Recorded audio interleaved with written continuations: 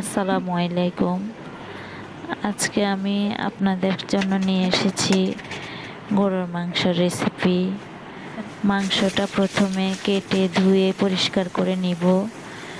ধোয়া শেষ হয়ে গেলে ধোয়া শেষ হয়ে গেছে। ধোয়া শেষ হয়ে গেলে মাংসের মধ্যে আমি এক এক করে মাংসের সব মশলা দিব।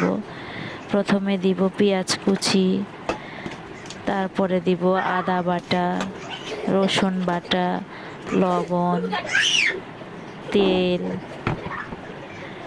পরিমাণ মতো। এগুলো সবগুলোই পরিমাণ মতো দিতে হবে। আপনি মাংস যেরকম নেবেন সেই রকম পরিমাণ মতো নিতে হবে।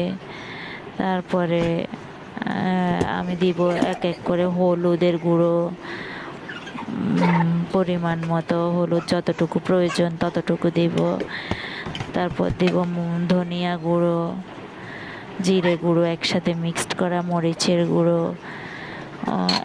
তারপরে দিব গোলমরিচ, এলাচ, দারচিনি, তেজপাতা, এক এক করে গরম মশলাগুলো সবগুলোই দিব। দিয়ে তারপরে মশলার সাথে মাংস ভালোভাবে মেখে নিব। তেজপাতা দিব।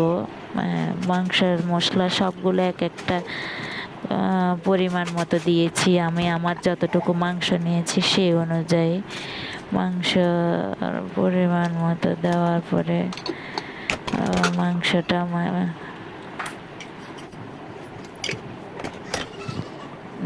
তারপরে আমি দিচ্ছি মাংসটা হাত দিয়ে ভালোভাবে মশলাগুলো মাংসের সাথে মেখে নিব। মেখে নেওয়ার পরে হালকা একটু পানি দিয়ে মশলার হাতটা ধুয়ে মাংসের মধ্যে পানিটা দিয়ে মাংসটা চুলার উপর বসিয়ে দেব। এখন মাংসটা কষানো হবে। কষানোর পরে গরম পানি দিয়েছি আমি পাশে। গরম পানি দিয়ে ঝোলটা দিব। দিয়ে মাংসটা ভালোভাবে সেদ্ধ হয়ে গেলে ঘনিয়ে আসলে ঝোলটা চুলার